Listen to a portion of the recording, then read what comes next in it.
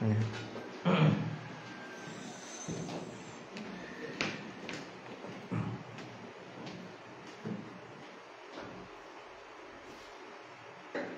ngayon naman tayo dumako sa di pa mo lagi ng tubig.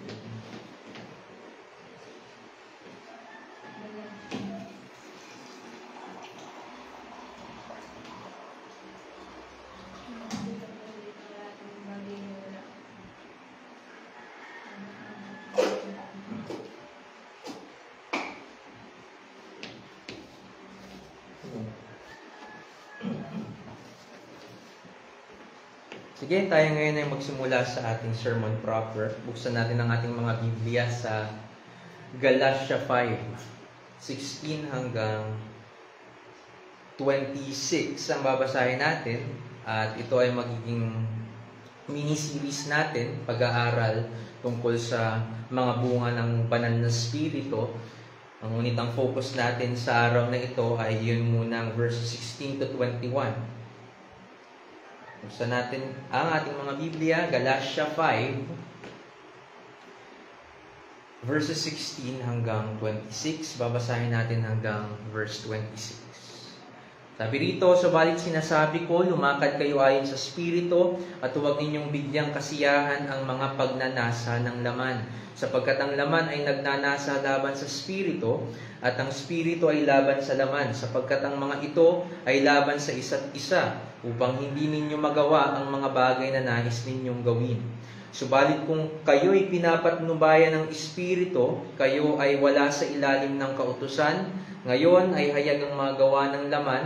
Ang mga ito ay pakikiapid, karumihan, kahalayan, pagsamba sa Diyos-Diyusan, pangkukulam, alitan, pagtatalo, paninibugho, pagkagalit, pagkamakasarili, pagkakabahabahagi, mga pagkakampi-kampi, pagkainggit, paglalasing, kalayawan, at ang mga katulad nito. Binabalaan ko kayo gaya ng aking pagbabala noong una sa inyo na ang mga gumagawa ng gayong mga bagay ay hindi magmamana ng kaharian ng Diyos. Subalit, ang bunga ng Espiritu ay pag-ibig, kagalakan, kapayapaan, pagtsatsaga, kagandahang loob, kabutihan, katapatan, kaamuan, at pagpipigil sa sarili. Laban sa mga ito ay walang kautusan. At ipinako sa krus ng mga nakay Kristo Jesus ang laman na nakasama ang masasamang pagnanasa at mga kahalayan nito. Kung tayo nabubuhay sa pamamagitan ng Espiritu, lumakad din tayo sa patnubay ng Espiritu. Huwag tayong maging palalo na ginagalit ang isa't isa at naiinggit sa isa't isa. Muli tayong manalangin. Hingi tayo ng gabay sa Panginoon. Panginoon, salamat dahil aming mapag-aaralan ang napakagandang topic na ito tungkol sa bunga ng banal na spirito sa buhay ng mga Kristiyano. Sa araw kong ito pag-aaralan po namin ang mga bagay ninyo. Amin nawa itong maunawaan, matanggap at aming kilalanin ang mga katotohanan ito ay mga salita po ninyo. Tulungan ninyo kami na kung kami man ay kailangang ma-rebuke o ma-convict mula sa mga pagkakasala na hanggang ngayon nagagawa pa rin po namin, kami ay magpatama sa inyong Espiritu Santo at kami naway makapaglakad nga talaga ayon sa Espiritu na ibinigay po ninyo sa amin na mga mananampalataya. Aming Diyos, maluwalhati kayo at maitaas kayo sa araw na ito. In Jesus' name we pray. Amen. Yan ang pag-aaralan natin. Pag-aaralan natin since 9 fruits of the Holy Spirit na makikita natin dito.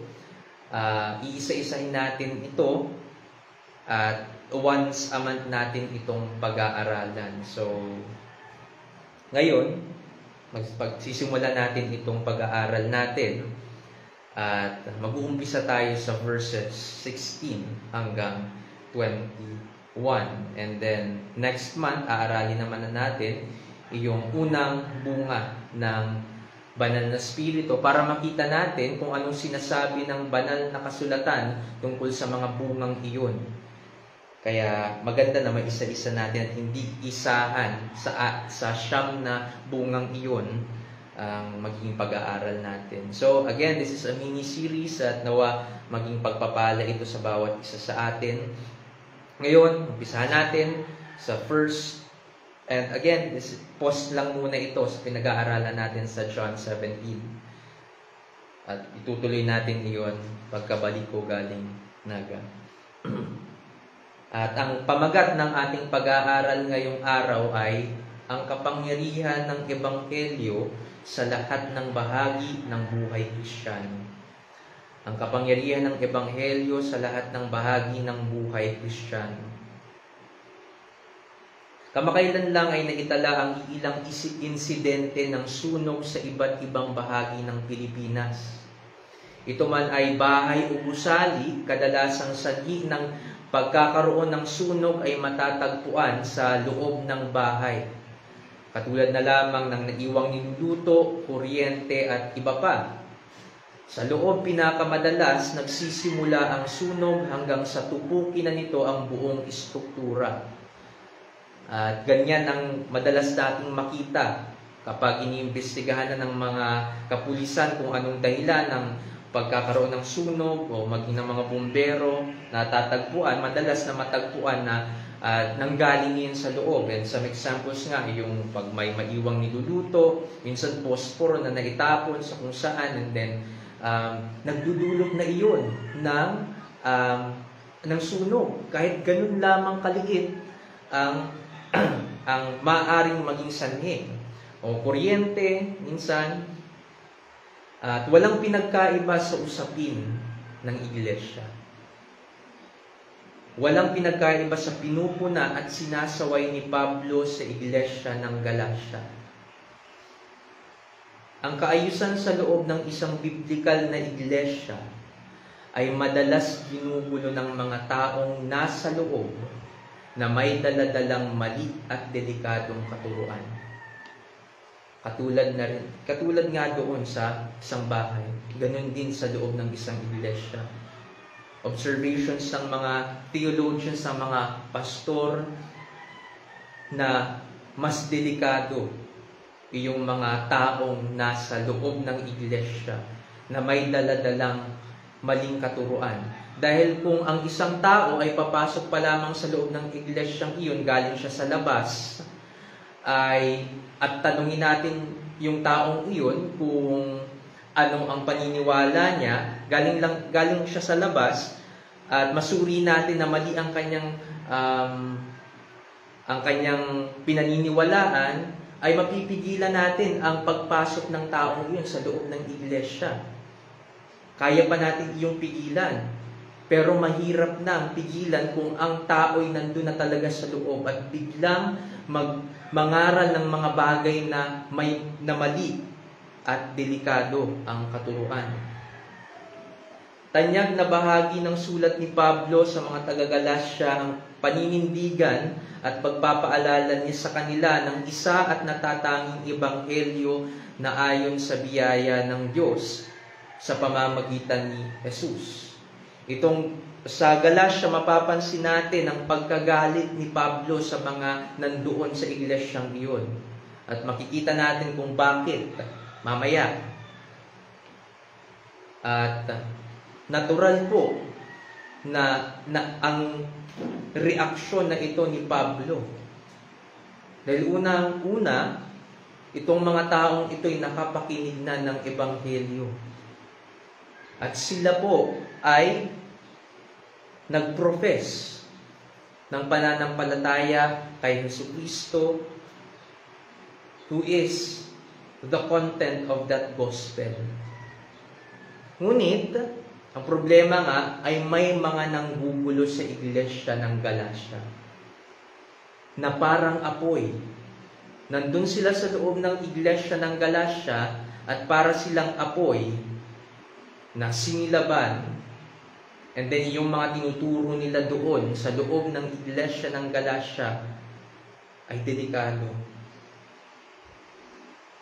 Para silang apoy na nagsimula sa loob ng bahay at kailangang tuksain o pawiin bago ito lumaki at maging sanhi ng pagbagsak ng iglesia sa Galacia.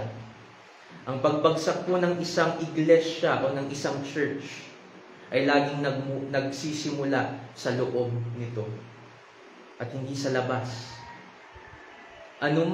Kasi kung tayo man ay usigin ng mga tao sa labas, walang epekto yun sa atin. Tatayo tayo sa katotohanan. Pero kung may katuruan na sa loob ng iglesia at ito na ay pinaniwalaan ng mga tao doon, yun ang delikado. Doon na magsisimula ang pagbagsak ng isang church. Kaya tayo dito, huwag tayong, sana ngayon nagsisimula tayo sa Ebanghelyo at magtatapos tayo sa Ebanghelyo at magpapatuloy tayo doon. Sa mga katotohanan ng Diyos, sana tayo magpatuloy. Huwag tayong magdala ng mga maling katuruan dito sa loob ng ministeryo nating ito. Sana manindigan tayo sa katotohanan.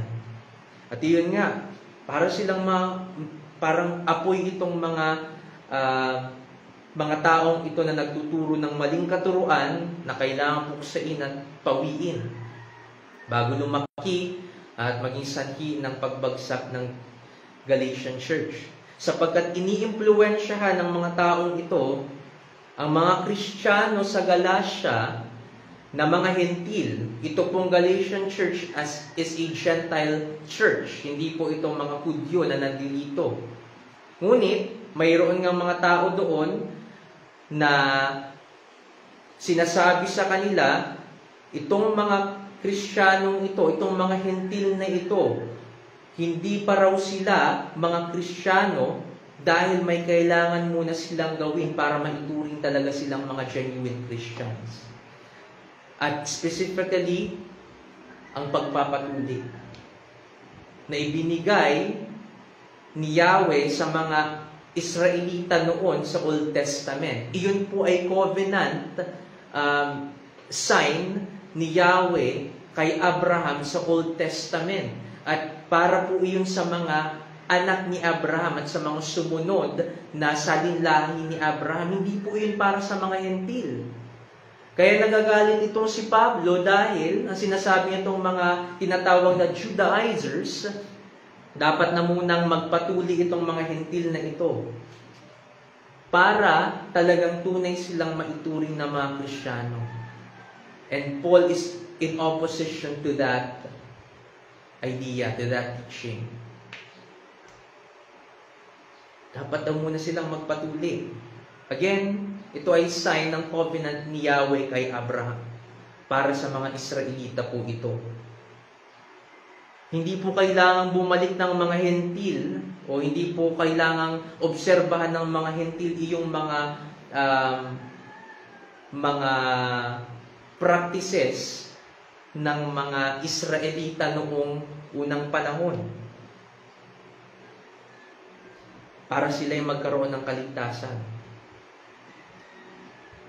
Ito ay isang bagay na ikinagalit ni Pablo dahil hindi ito ang disenyo ng Ebanghelyo o pagliligtas ng Diyos.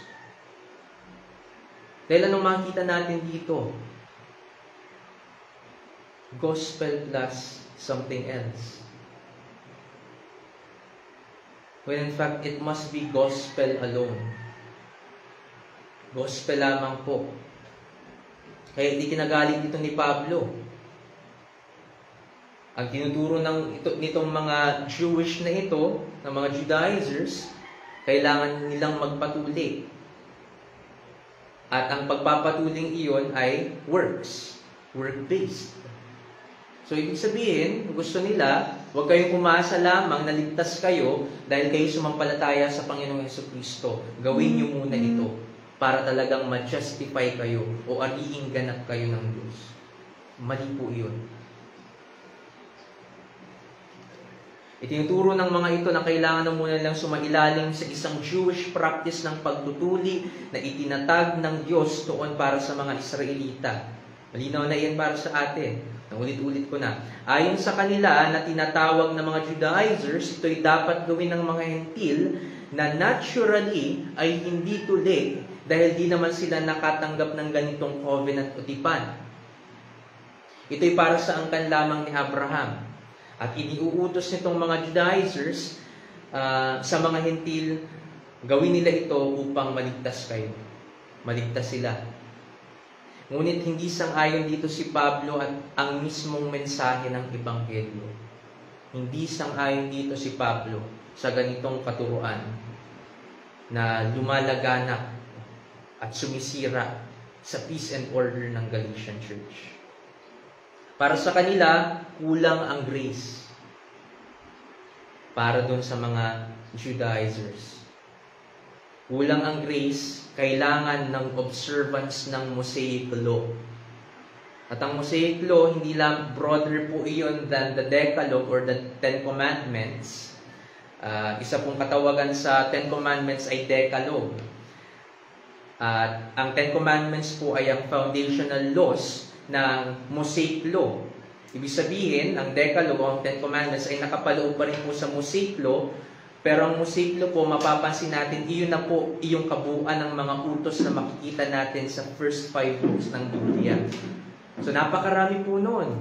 At ang karamihan po doon talaga ay mga utos na dapat obserbahan o dapat sundin ng mga Israelita. Kita po natin doon yung mga pag-aalay ng handog sa kapatawaran ng kasalanan for Israelites yun. Yung mga iba't iba pang mga dapat nilang gawin kung nagkakasala sila. Yung mga bagay na iyan, bahagi po yun ng Mosaic Law o ng kabuuan ng mga utos ng Diyos sa mga Israelita na pinadaan niya kay Moises. Pero muli po, ang Ten Commandments ang foundational laws ng Mosaic Law o yung tinatawag na Decalogue. And ang gustong ipagawa ng mga Judaizers dito sa mga Hentil o mga Gentile Christians dito sa Church of Galatians ay specifically iyong circumcision na nakapaloob rin po sa Mosaic Law. Isa rin po sa mga utos sa mga Israelita. At ito'y upang ang mga Hentil na sumasampalataya raw ay maging mga totoong Kristiyano. Kung ganon, dapat pa rin pala tayo magpatuloy kung hindi tayo maliligtas by grace alone, through faith alone, in Christ alone. Pero yun nga ang ino-oppose dito ni Paul. Hindi po iyan required. Hindi required ang pagpapatuling iyan. Ngunit ang mensahe ng Ebanghelyo, ang tao ay hindi pinapawalang sala sa pamamagitan ng pagsunod sa kautusan. Tatandaan po natin iyan. Ito ang Ebanghelyo, ang mensahe ng Ebanghelyo, ang tao ay hindi pinapawalang sala sa pamamagitan ng pagsunod sa kautusan, kundi sa pamamagitan ng pananampalataya kay Kristo Jesus, na sinabing inulit dito ni Pablo sa mga taga-Galatia sa chapter 2 verse 16. So here's the thing and the truth: salvation is by grace alone, through faith alone, in Christ alone. Ito po ang biblical gospel. At sino mang sumailalim sa ganitong kaparaanan ng Diyos sa pagliligtas ay silang tunay na may Espiritu Santo at inaasahan sa kanila ang bunga at kabanalan. Tinong pag-aaralan natin sa mga susunod na buwan na titignan natin ang mga bungang ito ng banal na Espiritu. Para sa mga iniligtas ng Diyos, they have the Holy Spirit and it is expected from them na magbunga at maging banal. Ang church ay binubuo ng mga tinubos sa pamamagitan ni Jesus. At gayon na lamang ang concern dito ni Paul sa Galatian Church. Sila ay mga mananampalataya.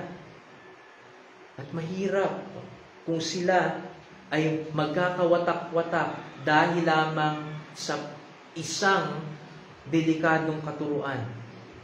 They are already established They have a name sa kung saan sila naroon ng mga panahon na ito, itong Galatian church.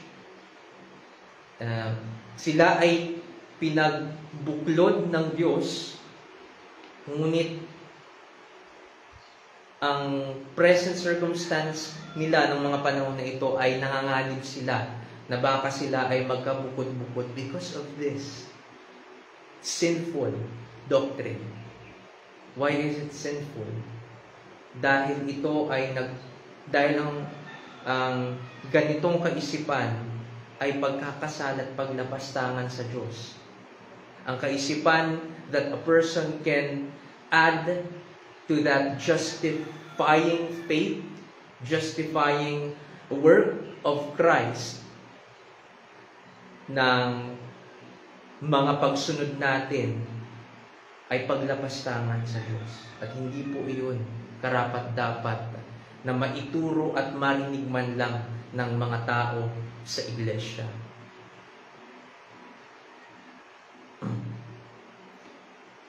Hindi ito binubuo ng mga taong nagtitiwala sa iba pang mga pundasyon ng kaligtasan. At si Jesus din ay pumarito para tipunin sila mula sa iba't ibang dako at buuin ang church. Bakit ko sinasabi ito sa inyo? Dahil hindi lamang tamang doctrine ang tinuturo ni Pablo na dapat mayroon ang church at bawat kasapi nito. Kasi dito sa Galatians 5:16-26, makita na natin dito ang application ng doctrine na tinuro at pinaalala ni Pablo sa mga taga-Galatia.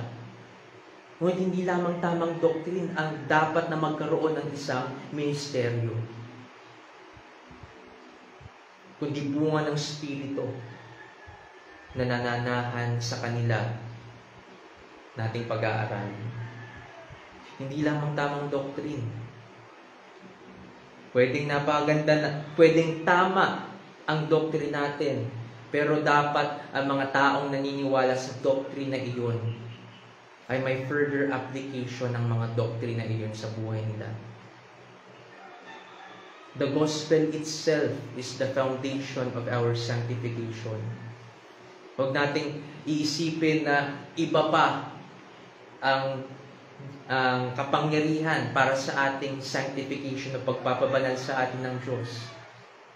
The same gospel that was preached to us, na nagbigay linaw sa atin kung paano tayo maliligtas, is also the gospel na maaasahan natin to motivate us into a holy living. Ganun po kamakapangyarihan ng gospel. At titignan natin para sa ating first point, magmumula sa verse 16. Ang sabi rito, "Subalit sinasabi ko, lumakad kayo ayon sa Espiritu, at huwag ninyong bigyang kasiyahan ng mga pagnanasa ng laman." Alam na natin ang issue sa Galatian Church. Isinusulong ni Pablo ang isang paraan upang malutas ito. Anong paraan ni Pablo para malutas itong problemang ito? Ang pagbalik at katapatan sa mensahe ng Ebanghelyo. Bumalik kayo sa mensahe niyon.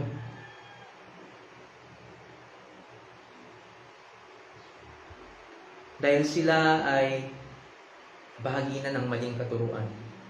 Hindi sila pwedeng manatiling gano'n na lamang, na half-half, naniniwala sa true gospel, and then naniniwala rin sa maling katuruan na iyon. It cannot be. Ang paniwalaan lamang dapat natin ay ang mensahe ng Ebanghelyo na hayagang itinuro sa atin mismo ng Diyos sa pamamagitan ng Kanyang mga salita. Iyon ang dapat nating paniwalaan at wala nang iba pa. At ganun din para sa mga taga-Galatian, para sa mga taga-Galatia. Bumalik kayo at maging tapat kayo, maging faithful kayo sa Diyos by being faithful to the gospel message. Yun ang dapat nilang gawin. If it's not the gospel that can save us, lalong hindi ang ibang paraan. Ngunit ang Ebanghelyo ay mensahe ng Espiritu sa atin. At yan ang makikita natin sa Galatia 3 verse 3. Ang sabi rito, napakahangal ba ninyo? Sabi ni Pablo sa mga taga-Galatia. Nagagalit siya sa kanila.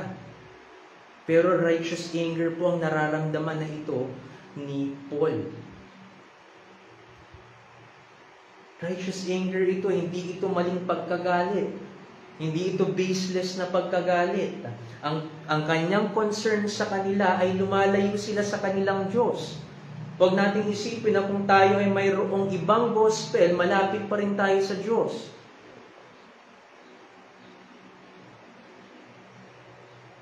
Inihayag ng Diyos ang kanyang sarili through the gospel. At hindi maihiwalay ang gospel sa Diyos at hindi rin maihiwalay ang Diyos sa gospel.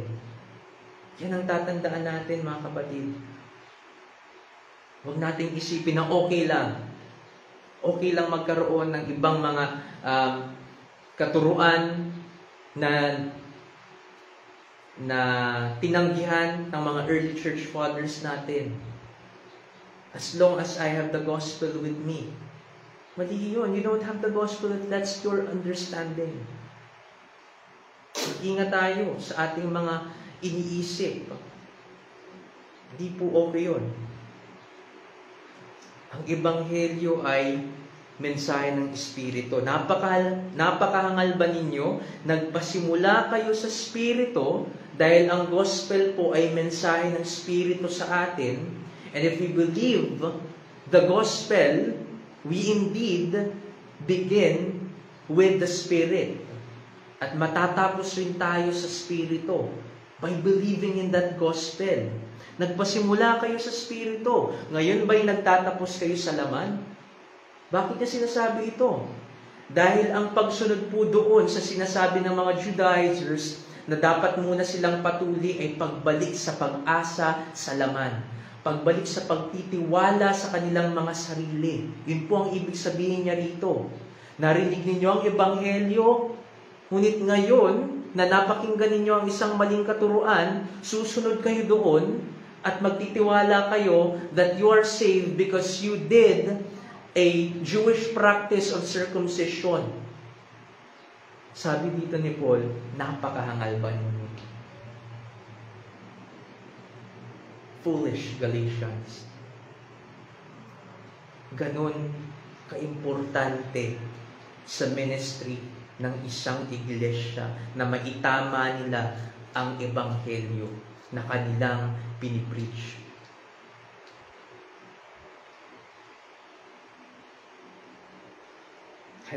Kahit na marami pa ang miyembro ng isang iglesia, kahit na anuman iyan na kasiyahang nakikita natin sa mga iglesia, na makikita natin at tayo nalulungkot tayo, kakaunti lang tayo, pero sila napakarami nila. Let us rejoice because we believe in the true gospel and we preach it. At ang napakahalaga dito is that napapakain tayo ng Ebanghelyo tuwing linggo. Magalak tayo sa katotohanan ng iyon. That in every place of Scripture, we can find the gospel in it.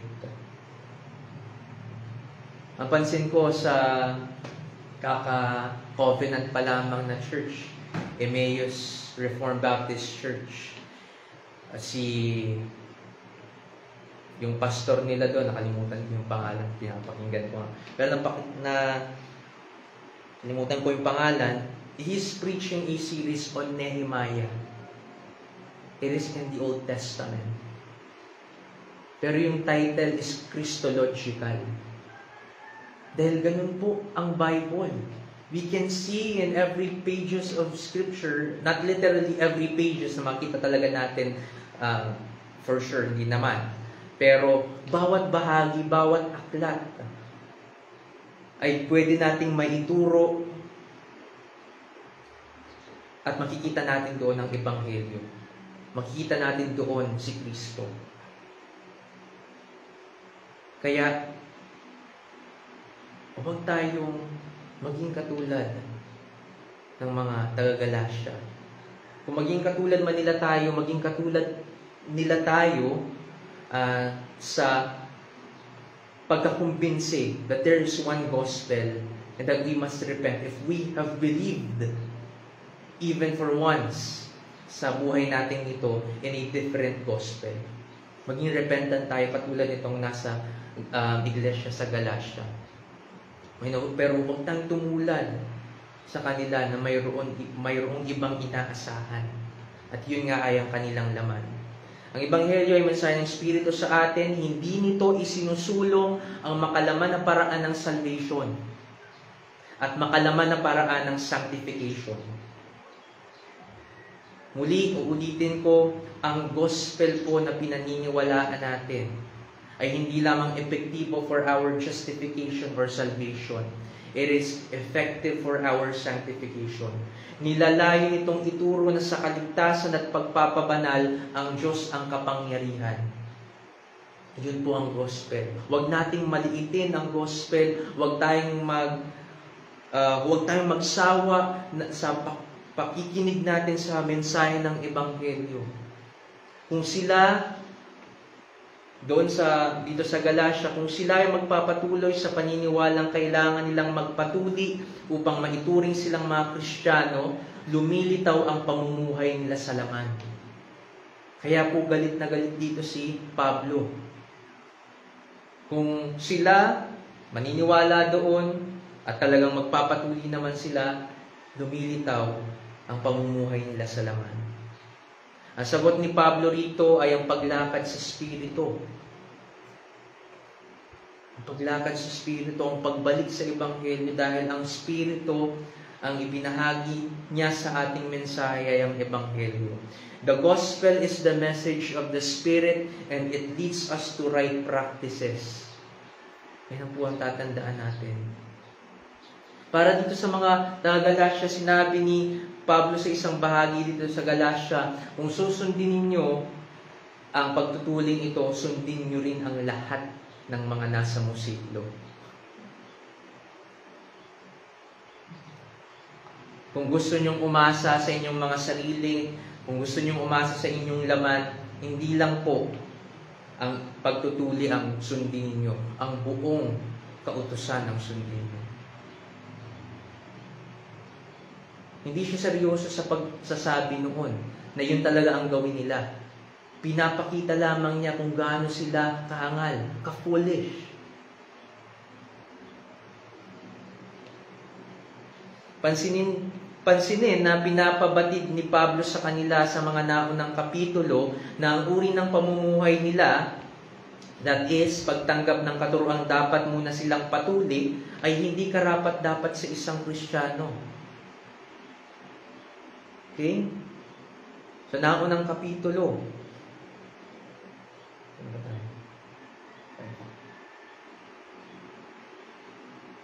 Yun.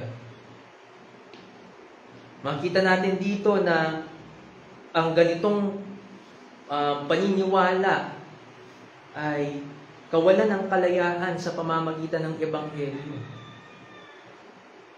Pansinin din na hindi lamang ito ang issue. Pansinin din na hindi lamang ito issue in doctrine, but issue in their life as a whole. Na kung sila ay maniwala sa bagay na ito, magkakaroon na at magiging domino effect na even their practice in applying the Christian faith ay mali na dahil mali na sila sa pundasyon ng kanilang pamumuhay. Ganun po yun. Mapapansin natin yan sa mga ibang professing Christian na hindi naiintindihan ang mensahe ng Ebanghelyo. It's either maging legalist sila o maging antinomian sila. Wala silang pakialam sa kabanalan. Basta sila'y ligtas na, okay na kung paano silang mamuhay. That's an antinomian spirit. Meron din namang may maling kaisipan sa Ebanghelyo na akala nila puro lang ito pagsunod at dapat nilang ma-maintain ang pagsunod na ito para sila nga talaga ay magkaroon ng kaligtasan, and that's the legalist spirit.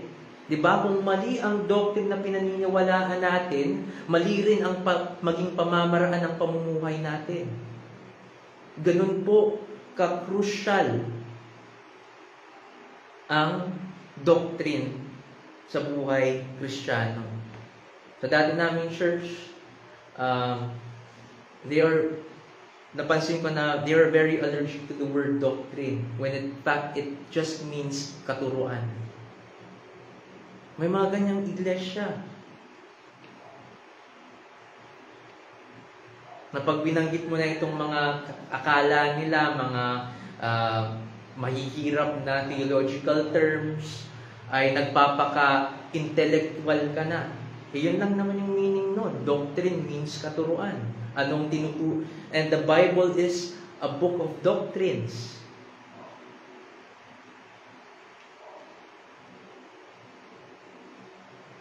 Ang doctrine ay nag-iimpluwensya sa buong pagkatao ng isang individual.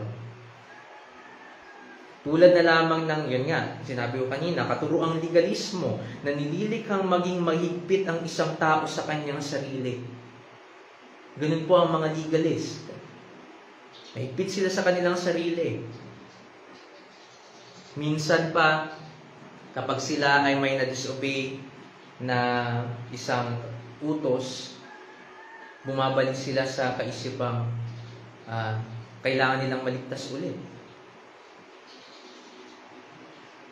Grabing gospel naman iyon. Gospel pa ba yun? Is that good news? Kung ganun, paulit-ulit ka, I have sinned again. Kailangan ko namang maligtas. Kailangan ko namang ma-born again. Isang beses lang tayo mag-born again. At once na ma-born again tayo, tuloy-tuloy na po yun. Dahil nangako ang Panginoong Jesucristo, hindi niya tayo bibitawan. Ganun ang ating Panginoon sa atin. So, ganun, ang isang legalistic na tao, nililikhang maging mahigpit ang kanyang sarili, at ang iba sa pagsunod sa mga kautusan to the extent na ang pagsunod na ito ay halos nagiging basehan na ng kanilang kaligtasan. Tayo, sumusunod tayo sa mga utos ng Diyos. Nakakasunod tayo salamat sa Kanya. Kung nabibigo man tayo, bukas ang Kanyang trono para humingi tayo ng kapatawaran sa ating mga pagkakasala. But kung nasusunod man natin ang Kanyang mga utos, again, thank you for His guidance to us and His grace to us, but we can never add that to the reason why we're justified. We're justified by faith. Huwag din tayo maging antinomia na okay lang, since ligtas na ako, okay lang na gumawa ng kung ano-ano. Again, false gospel yan. False application yan ng gospel. The right understanding of the gospel breeds right practice.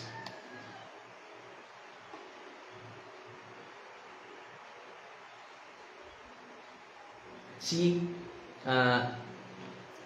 it's not just a doctrine, it leads to style of living. Doctrine, every doctrine that we have in here, specifically the doctrine of the gospel, ay maglilid sa atin sa isang paraan ng pamumuhay. Kung mali ang pag-unawa natin sa Ebanghelyo, mali rin ang magiging practice natin. Ang tama, tama rin. Kaya kung ang Ebanghelyo natin ay ang biblical na katuruan, it will lead to right and God-honoring and God-glorifying life. That's where it will lead us. That's where the correct gospel will lead us. Right and God-honoring and God-glorifying life. It will lead us into walking by the Spirit. Ganun po ang ginagawa ng Ebanghelyo.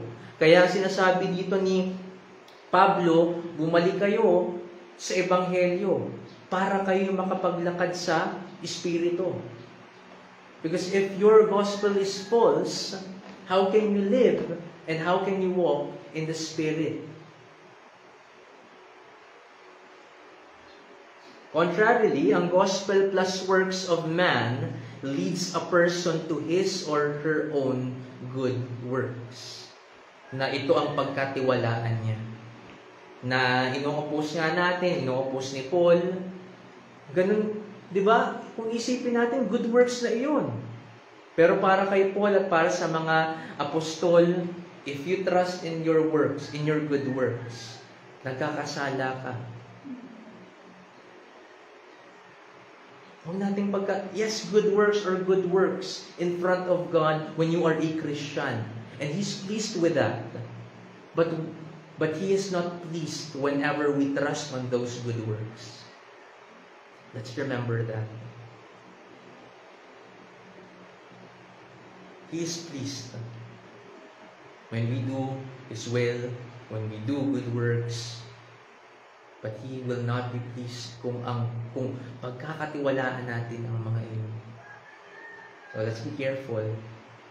And whenever we find ourselves trusting in our own works, even our works as Christians, let's repent. And you see, the gospel is not only powerful to save sinners, but also powerful to create order in the church. Yan ang makikita natin. Kaya nga ang pamagat natin ng kapangyarihan ng Ebanghelyo sa lahat ng bahagi ng buhay, dahil ito rin po ang ibinigay na solusyon ni Pablo para magkaroon ng order muli itong iglesyang ito sa Galacia. Ang Ebanghelyo, bumalik kayo doon para sa order, para manumbalik ang order doon. Si Pablo rito ay hindi nag-iba ng topic, kasi baka isipin natin na ibang topic na itong from 16 to 26. Baka hiwalay na ito, baka isipin natin hiwalay na ito doon sa present circumstance na ni-rebuke, kung saan ni-rebuke sila ni Pablo. Pero hindi po. He is staying in the topic. Pinapakita niya lamang kung ano ang solusyon sa circumstance nilang ito at kung ano ang maging epekto kung sila ay bumalik sa Ebanghelyo. They can walk in the Spirit if they go back to the gospel. Ganun po, kahit tayo. Kaya tayo nagkakasala dahil binabaliwala natin ang mensahe ng Ebanghelyo tuwing tayo natutukso. How can we submit to God when we are tempted, when we try to forget the gospel that saved us and that will lead us to fight against temptations? Ganun po ang ginagawa natin. Aminado ako kahit sa buhay ko. Ganun ang dahilan. Yun ang dahilan kung bakit hindi tayo nakakaiwas sa tukso. We shoo away the gospel na pinaaalala sa atin ng Espiritu.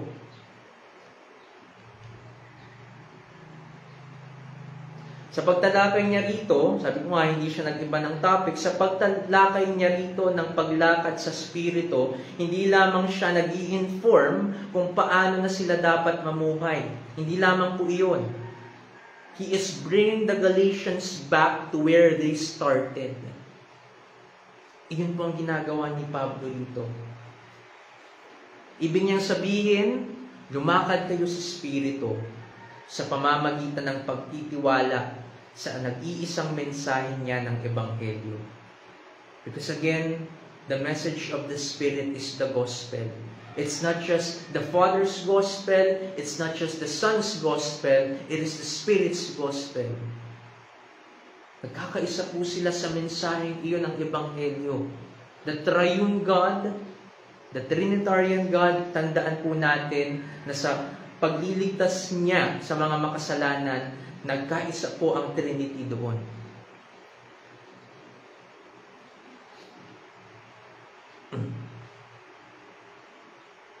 Kaya ang sinasabi dito ni Paul, lumakad kayo sa Espiritu sa pamamagitan ng pagtitiwala sa nag-iisang mensahe niya ng Ebanghelyo.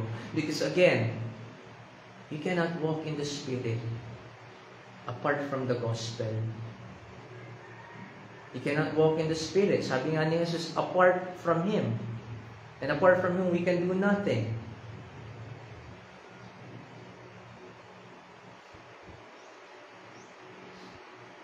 Bumalik kayo sa mensaheng iyon dahil kung ganoon ang inyong gagawin, pinapatay ninyo ang natural inclinations ninyo para sa kaligtasan na umuugat sa pagtitiwala ninyo sa laman.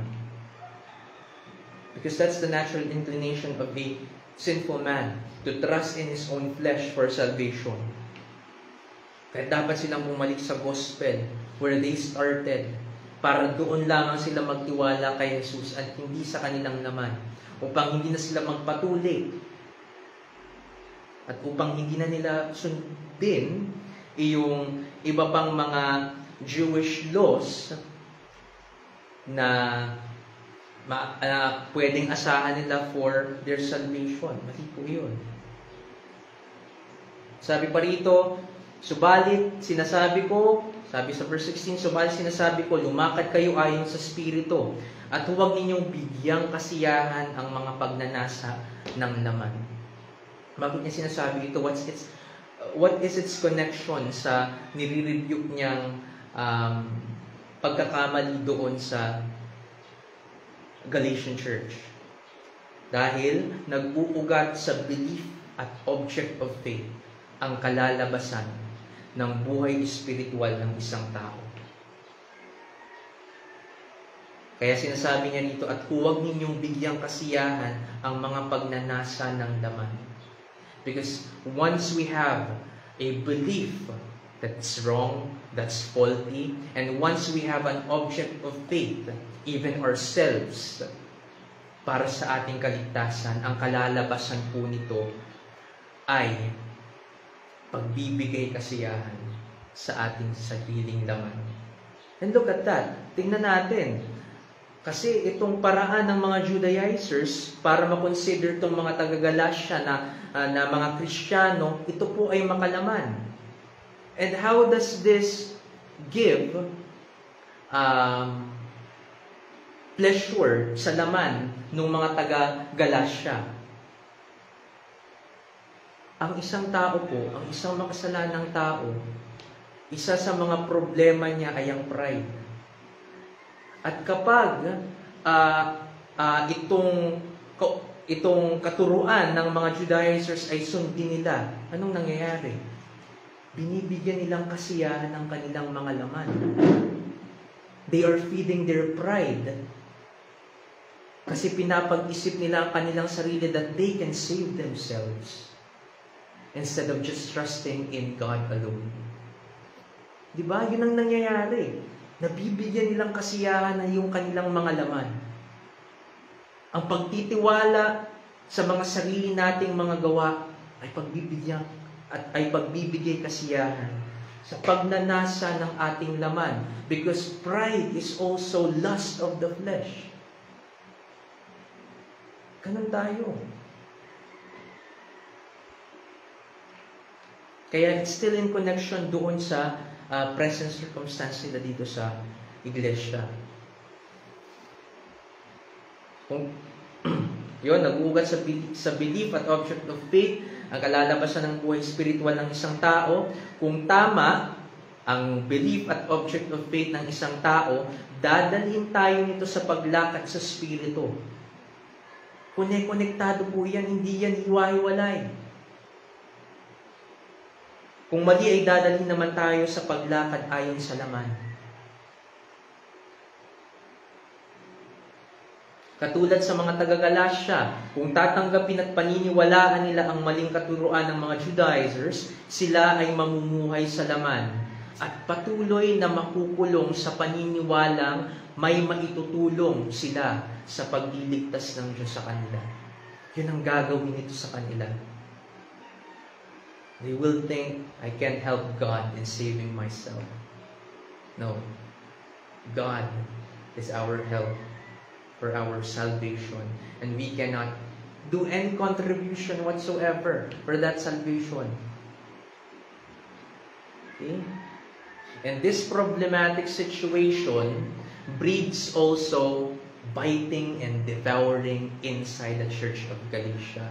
Tignan natin itong verse 15. Ngunit kung kayo ay ang nagkakagatan at nagsasakmalan, mag-ingat kayo, baka kayo'y magkaubusan.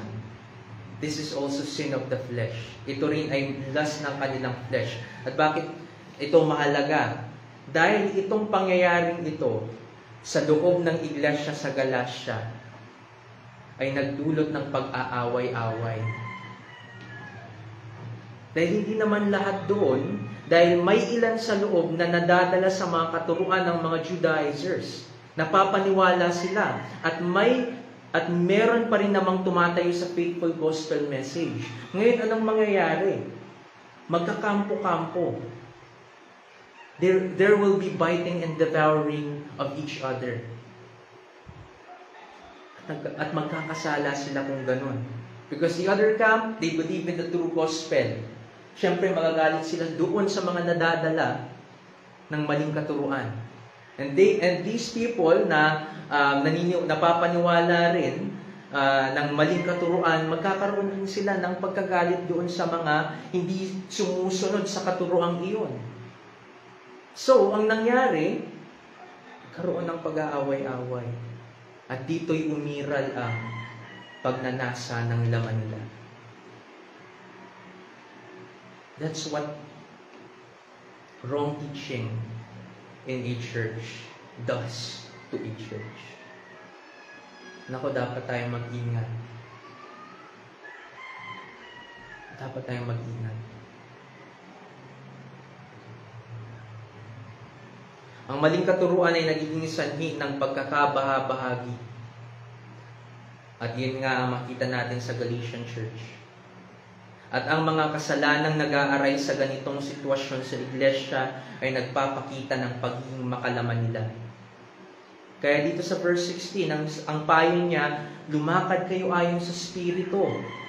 At huwag ninyong bigyang kasiyahan ng mga pagnanasa ng laman. Kanina nasabi ko na sa inyo na nag-aray sa kanila ang kasalanan ng pagiging prideful. Bakit? Dahil umaasa sila sa kanilang mga sarili, sa pagsunod nila, para sila magkaroon ng kaligtasan. Ngayon naman, because of that strange doctrine na ipinasok o nakapasok sa kanilang iglesia, nag-arise naman ng iba pang mga conflict. At ano-ano ito? Kung makita natin, ang solusyon ni Pablo rito ay ang pagbalik sa Ebanghelyo. Para sa mga lumihis, pagbalik ng lubusan sa mensaheng ito, at para sa mga hindi naman lumihis, ngunit nagkakasala pa rin sa mga kapatid na napapaniwala sa maling katuruan, ay ang pagpapakita ng malasakit at kapakumbabaan sa mga ito. Yun ang solusyon niya. So that, di ba, kanina sabi ko, ang solusyon ay gospel, para ang pagbalik sa gospel para hindi nila paniwalaan yung mga itinuturo ng Judaizers. Ngayon naman, gospel pa rin ang sinasabi rito ni Pablo na solusyon upang magkasundo silang muli. Ganun ka makapangyarihan ng gospel sa buong buhay ng isang mananampalataya.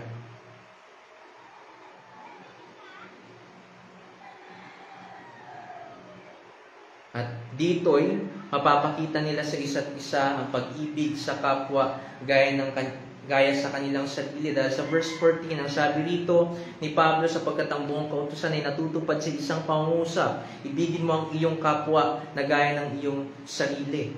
At dito sa pangyayaring ito sa loob ng iglesia sa Galacia, nagkaroon ng alitan, ng pagtatalo. Paano nila mapapakita ang pag-iibigan? Kung may pagkakaiba-iba sila sa pinaniniwalaan. That's why they must go back to the gospel. All of them must go back to the gospel.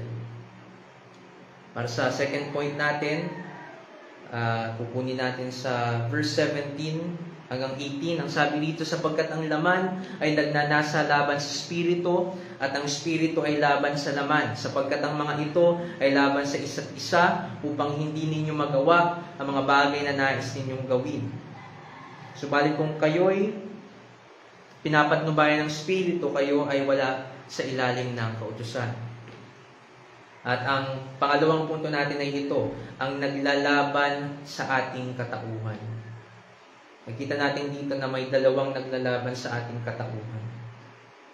And in Romans 7, pinakita ito sa atin ni Paul on how it works. Pero dito rin sa sulat niya itong sa mga taga-Galacia, makita rin natin kung ano itong naglalaban sa ating mga katauhan. What are these? What are these? Okay. There is a conflict in doctrine and the relationship in the Galatian church. Alam na natin diyan. Conflict in doctrine and relationship.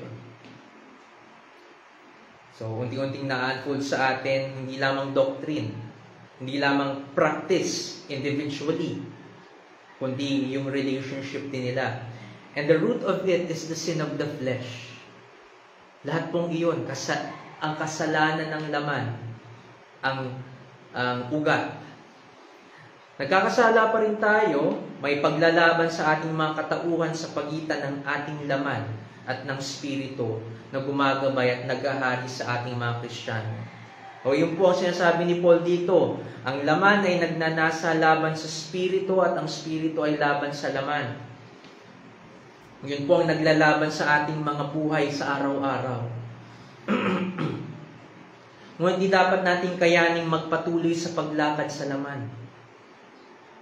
Hindi natin dapat kayanin.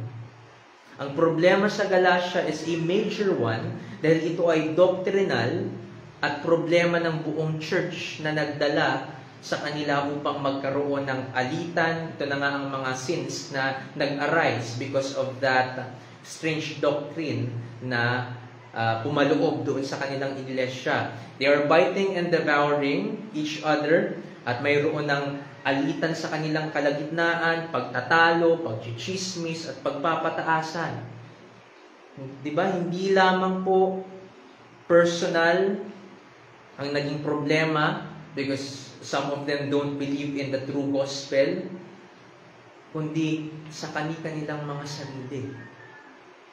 They are biting and devouring each other. At ang self-righteous way of salvation through the obedience of the law ay mapanganib. Wala pa itong napalayang tao mula sa kanyang kasalanan. Okay? Ang self-righteous way of salvation through obedience of the law ay wala pang napalayang tao mula sa kanyang kasalanan. I'm sure alam niyo na yun. At kung ganito ang kalalabasan ng gospel plus works, that is, magkakaroon ng pagtatalo-talo doon sa kanilang iglesia. Gospel plus works na pinupromote ng mga Judaizers at iba pang mga relihiyon, ang taong dito nagtitiwala ay hindi magkakamit ng kalayaan.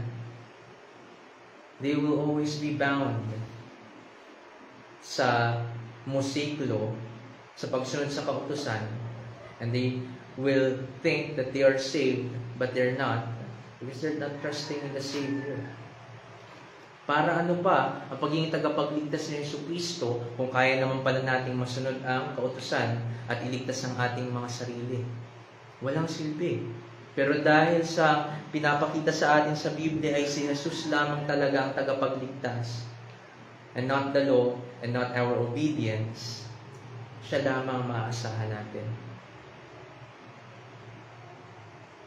So, hindi sila magkakamit ng kalayaan kung ganito ang kanilang pinaniniwalaan. Sila rin ay magpapatuloy sa laman at hindi magpapatama.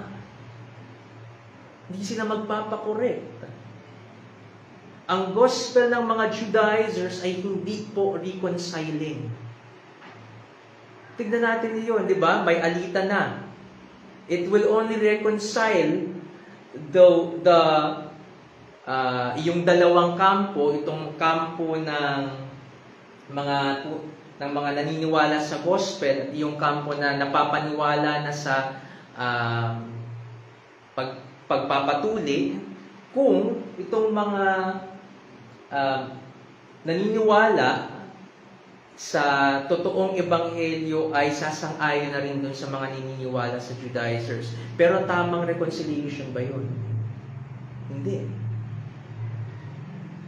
Hindi po yung reconciliation maituturing. Yes, nagkasundo sila sa iisang doktrina, pero maling doktrina naman ang pinagkasunduan nila. Ang true gospel ay makapagre-reconcile sa katotohanan. Na ang bawat isa sa kanila ay maniwala sa mismong ebanghelyong itinuturo sa Biblia. So, ang gospel ng mga Judaizers ay hindi reconciling, ngunit ang gospel ni Jesus ay oo. It reconciles. And the way, at kapag ito'y mag-reconciles, nire-reconcile tayo nito sa tama. Hindi katulad doon, o magkakasundo tayo, pero mali naman ang pinaniniwalaan natin. Kaya sa sitwasyong ito sa Galacia, ang utos ni Pablo ay ang lumakad sila sa Espiritu. At sinabi rin niyang sa ating katauhan ay maglalaban ng Espiritu at laman. And this is normal. Okay? Ang utos ni Pablo, lumakad sila sa Espiritu, pero this is also true. Maglalaban ang Espiritu natin at ang ating laman.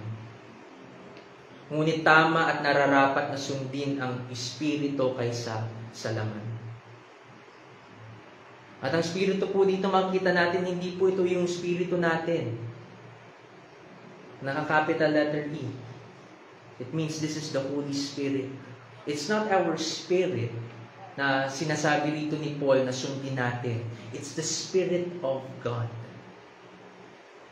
Siya ang dapat nating sundin. Ang laman natin, connected pa rin sa spirit natin.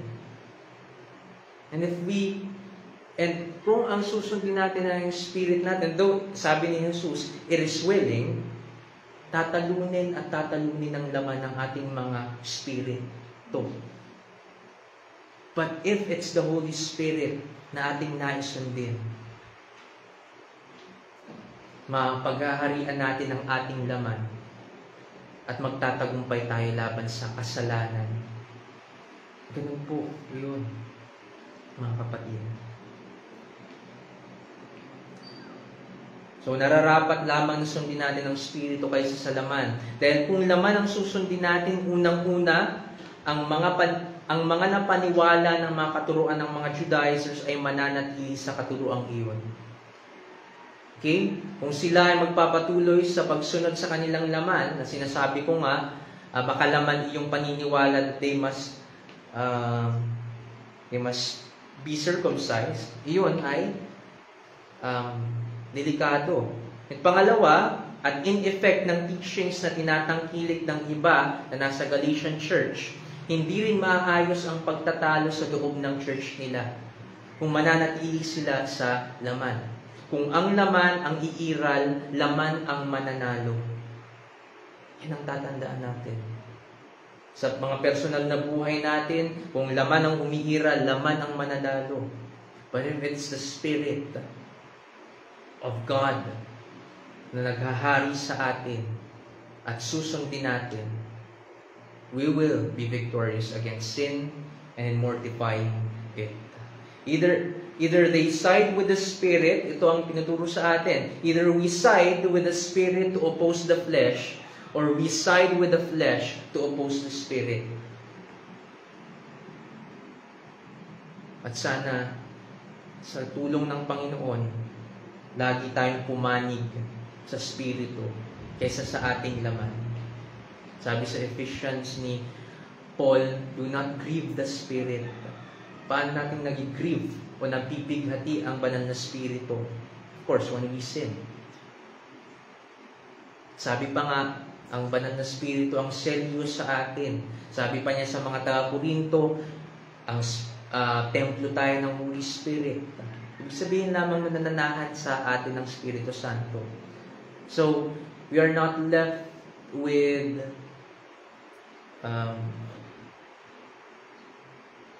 our own ways to live.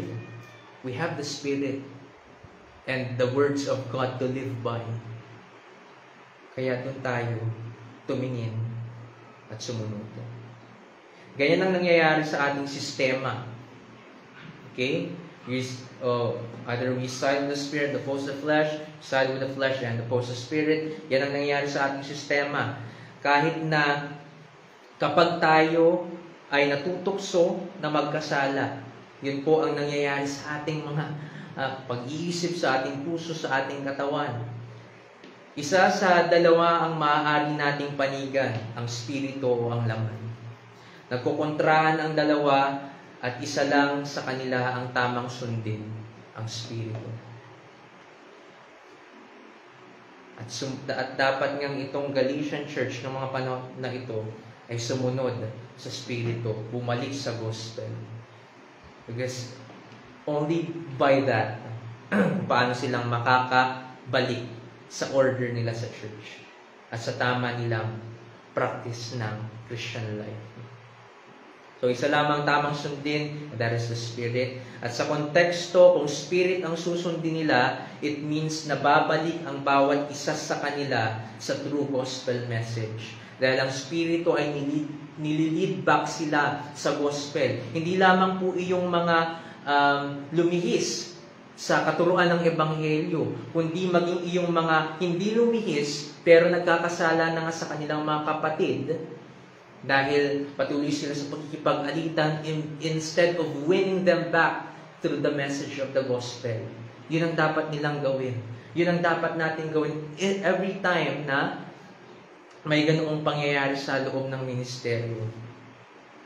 Maging maayos ang order ng church, ang relationship ng church, at sanctification ng bawat isa kung ganoon ang mangyari, kung ang Espiritu ang susundin nila at susundin natin.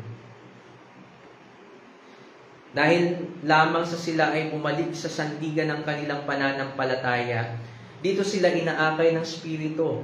Ito ang mensahe niya para malutas ang lahat ng mga suliraning kinakaharap ng mga Kristiyano sa Galatian Church.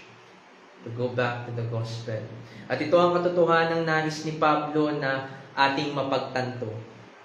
Kung tayo ay babalik sa Ebanghelyo sa lahat ng bahagi ng buhay natin, personal o pang church man, at kung ang kaligtasan natin ay totoo talagang nakasandig kay Jesus, ang Espiritu ay tunay na nasa atin at hindi na tayo umaasa sa ating mga pagsunod sa kautusan. If that is the case with us, ito rin ang mangyayari sa personal at pang-church nating buhay. Hindi dapat tayo bumalik sa inakala nating paraang kinalulugdan ng Diyos para sa kaligtasan. Sapat ang pananampalataya kay Jesus. Yun po ang kailangan natin. At mabilis na lamang po para sa huling punto natin. Dito naman tinalakay ni Pablo ang magawa ng laman. At yun ang third point natin. Para makita natin, compare and contrast natin, because ito, magawa ng laman ito. At sa mga susunod na linggo, mga susunod na buwan kung saan mag-aaral tayo, babalikan natin itong muli, makita naman natin ang mga bunga ng Espiritu. So, kailangan natin makita pa rin kung anong magawa ng laman. Sabi rito, verse 19, ngayon ay hayag ang magawa ng laman. Ang mga ito ay pakikiapid, karumihan, kahalayan, pagsamba sa Diyos-Diyosan, pangkukulam, alitan, pagtatalo, paninipugho, pagkagalit, pagkamakasarili, pagkakabaha-bahagi, mga pagkakampi-kampi, pagkainggit, paglalasing, kalayawan, at ito ang mga katulad nito. Binabalaan ko kayo gaya ng aking pagbabala noong una sa inyo na ang mga gumagawa ng gayong mga bagay ay hindi magmamana ng kaharian ng Diyos. Dito naman sa mga sumunod na talata ay binanggit ni Pablo ang mga gawa ng laman. At sabi niya, hayag o evident ang mga ito. Sabihin, pinapawalang bisa niya ang anumang room for ignorance. Alam natin na ang mga bagay na ito ay kasalanan.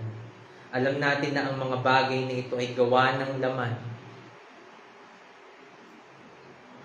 At kabilang dito ang ilan sa mga kasalanang ginagawa nila sa isa't isa during the time na kinakaharap nila ang problemang idinulot ng mga Judaizers sa church nila.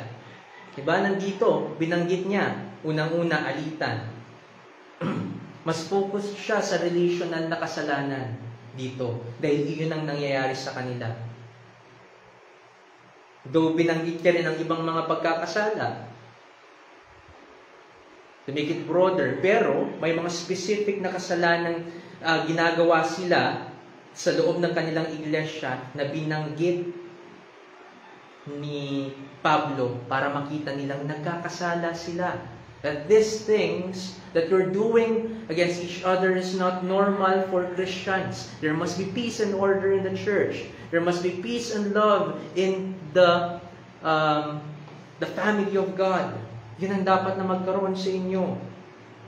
So, alitan, pagtatalo, pagkagalit, pagkamakasarili, pagkakabahabahagi, tapos magkakasunod pa iyan, pagkakampi-kampi. Diba? Sabi ko nga kanina, may mga kampo-kampo na. At pagkainggit. All of these things are sinful. Huwag natin isipin na hindi. These things are sinful. Sabi nga na J-Mac, sa pagkagalit pa lamang, ito ang unang kasalanan na i-introduce sa atin nung mga baby pa tayo. Bakit? Tignan mo, pag kinuhanan, sabi ni J-Mac, pag kinuhanan tayo ng laruan, umiyak tayo. Why? Nagagalit tayo kasi kinuha natin yung laruan sa atin. Ganun tayo. Kamakasalanan. Kung natin isipin ng mga baby pa tayo, napakabubuti natin. Kasi wala pa tayong kasi akala natin wala tayong nagagawang kasalanan. No. And I affirm J-Mac with that. Diba? That's how sinful we are. At dito sa kanilang iglesia, iyon ang nag-arise. Because of this problem na nakapasok. Because of this doctrine na nakapasok sa kanilang iglesia. At huwag nating isipin na okay lang. Okay lang na may pagkakaiba-iba tayo sa loob ng iglesia. Okay lang yun. I mean, okay lang naman talaga. Okay? Kung amin ako, post-millennial to, when it comes to eschatology, okay lang. O sige. Palilipasin natin yan. But when it comes sa mga foundational doctrine ng Christian faith, doon na tayo magkakatalo. Hindi na yun acceptable. Malinaw na ipinapayo ni Pablo na hindi na dapat ganito ang pag-uugali na meron sila. Sa verse 21, sabi niya pa na hindi magmamana ng kaharian ng Diyos ang gumagawa nito. Pero huwag muna kayong magmadali in interpreting this. Kasi baka isipin nyo na, Kristyano ako pero ginagawa ko pa rin ito. Hindi pala ako magmamana ng kaharian ng Diyos. Hindi po yun ang sinasabi dito ni Pablo sa mga Kristyanong nandito. At hindi rin yun ang dapat natin isipin.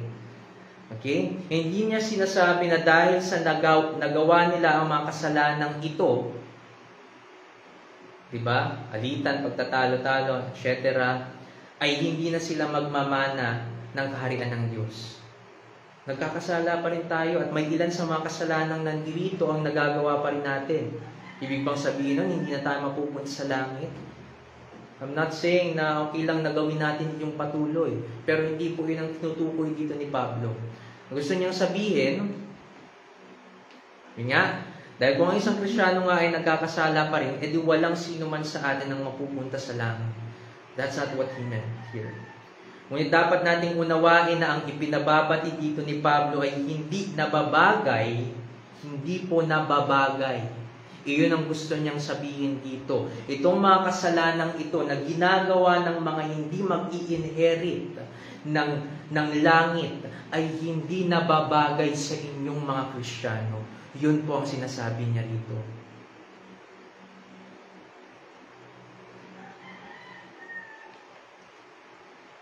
Ipinababati dito ni Pablo na hindi nababagay sa isang Kristiyano ang mga ganitong pag-uugali sa kadahilanang ang mga pag-uugaling ito ay iyong matatagpuan sa mga walang kaligtasan. Kaya hindi ito nababagay sa atin because we are saved already. We must rejoice in that. Huwag tayong malugmok because we still sin these sins. Ang sinasabi lamang sa atin, huwag na tayong magpatuloy sa mga ito. Huwag na tayong magpatuloy sa mga ito. Karoon tayo ng pag-asa dahil pinababalik tayo ni Jesus sa Ebanghelyo lagi. Yun naman talaga ang kahulugan nito. Kaya sinulat nito ni Pablo, bumalik kayo sa Ebanghelyo. And always remember na ito rin ang dapat natin gawin whenever we sin. Go back to the gospel. Whenever we're tempted, go back to the gospel. That's how powerful the gospel is. Okay? So, ang mga bagay nito, kaya sinasabi niyang hayag, at sinasabi rin niyang lumakad kayo ayon sa Espiritu dahil ang mga gawang ito ay hindi ayon sa Espiritu. Yan ang unawain natin. At hindi rin nga nababagay sa mga taong may kaligtasan. Ang mga bagay na ito na in-enumerate ni Paul ay mga ginagawa ng mga bagay, non-stop na ginagawa ng mga hindi magmamana ng kaharian ng Diyos. Ngunit dahil sa iniligtas na tayo ng Diyos, hindi na ito ang dapat pang matagpuan sa atin, kundi ang mga susunod na pag-uugali na tinalakay niya sa mga sumunod na talata. At iyon nga ang mga bunga ng Espiritu Santo na may pa natin mababalikan ulit. So, ang mga pag-uugaling ito ay hindi resulta ng Espiritu at Ebanghelyo. Itong mga mababasa natin sa verses 19 to 21. Hindi po ito resulta ng Espiritu at Ebanghelyo, kundi ng laman at maling kaalaman at pag-unawa at maling pag-unawa sa Kristiyanong mensahe. Ganun po kahalaga na maitama natin ang gospel belief natin. Kaya uulitin ko, napakahalagang maitama natin ang gospel sa isang church. At napakahalaga rin tama ang application natin ito. Kasi may ilan, katulad sa mga legalists, naintindihan nila, may mga iba na nakakaintindi sa kanila, pero namamali sila when it comes to applying the gospel to their lives. Huwag tayong maging ganun. May it be na ang ating gospel, ang doctrine natin, and our application of the gospel ay maging tama. Sana ganun tayo. Ito ang bumubuhay sa isang church. The gospel. Ito ang bumubuhay sa isang church. Hindi ang bilang ng miyembro, gayong the more na maraming saved members, the merrier. Totoo naman iyon. Pero hindi po ang, yes, tayo ang bumubuo sa iglesia kung tayo man ay mga tunay na iniligtas. But we are not the very foundation of the church. It's still God. And we are members of the body. And Jesus is the head. And the gospel is the message of His salvation.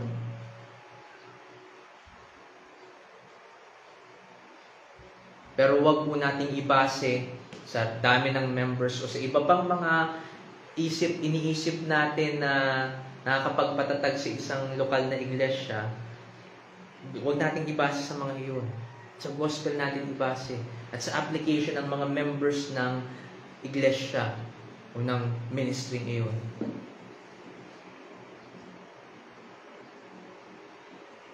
Huwag nating ibase dyan dahil ang dapat na driving force ng church ay ang gospel at dapat na binubuo ang church ng mga believers ng gospel at performers ng gospel application. Iyon po ang iglesia. Not just believers of the gospel, but performers of gospel application in the whole of their lives. Not just in one part or in another part, but the whole of his life. And speaking of gospel application, ito ang application natin para sa pag-aaral natin ito. Number 1, see to it na ang gospel na pinaniniwalaan mo ay ang biblical gospel at wala ka nang idinaragdag sa mensahe nito. Ang ibang variants ng gospel according to Paul is no gospel at all. At sabi niya nga, let them be accursed kung sino man ang nagbabahagi ng ganoong mensahe. Mapaminsala ang mga ito. Ang ating pag-asa ay si Jesus lamang at wala ng iba. At ididikti ko yan sa inyong isipan at sa inyong puso. We can observe in our lives, hindi tayo nasasanay. Nahihirapan tayong sanayin ng ating mga buhay at ating mga kaisipan sa katotohanan that Jesus is our only hope. At kailangan laging idikdik sa ating mga kaisipan at puso that this is the truth. Do not go back to broken cisterns that hold no water in it, kundi doon sa overflowing Christ na punong-puno ng grasya at habag. Okay? Huwag tayong magdagdag.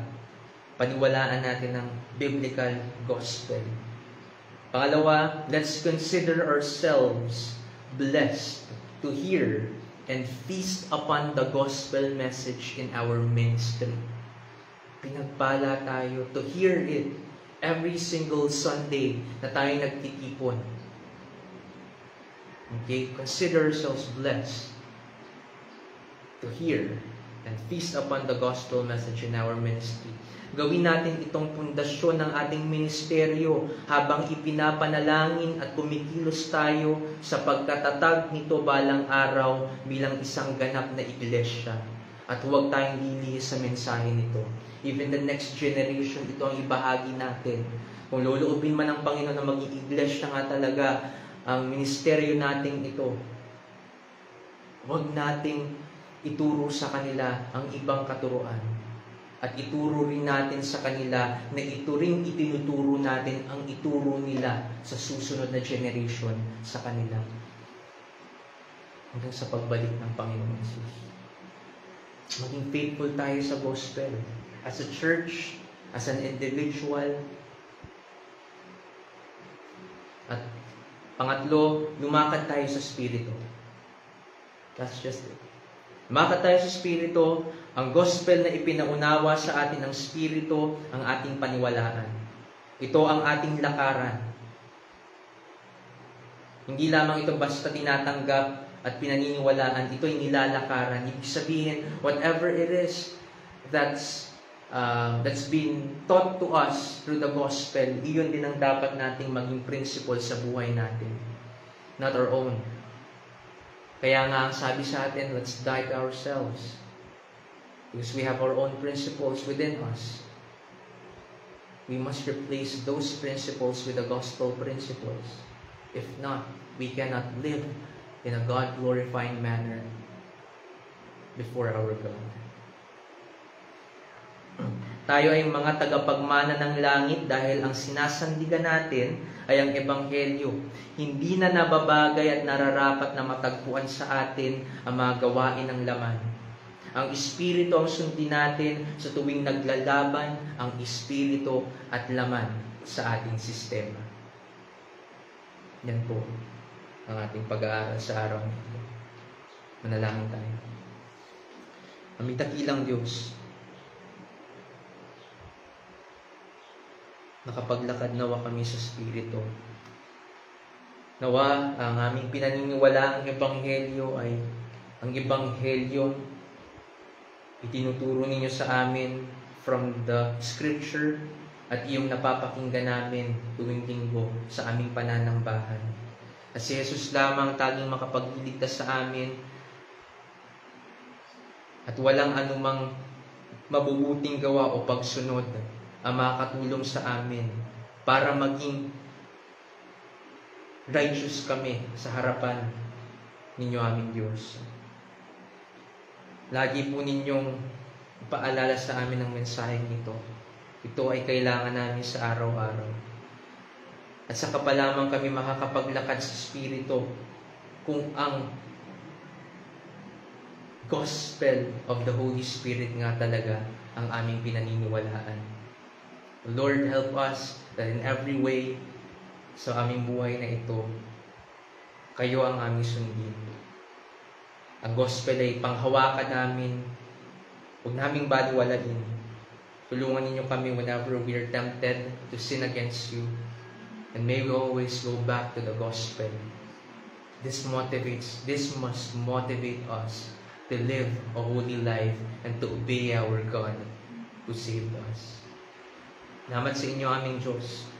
Sa linggong ito, marami naman po kaming kaharapin na pagsubok, mga pagtukso. Lord, help us in fighting and mortifying the sins that still remain in us. And I pray that you would be glorified tuwing kami umaasa sa inyong kapangyarihan para makalaya at magtagumpay laban sa mga kasalanan ito. Palain niyo kami, aming Diyos, at sa pagtatapos ng aming pananambahan, kami ay ingatan ninyo. Sa aming pag-uwi, at sa iba pa namin gagawin sa araw na ito. May we meditate upon these truths sa buong araw na ito. Ito po ang aming samot dalangin sa pangalan ni Jesus. Amen.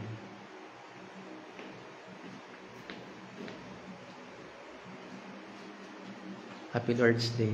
Ang lulungkot. Kami naman do man.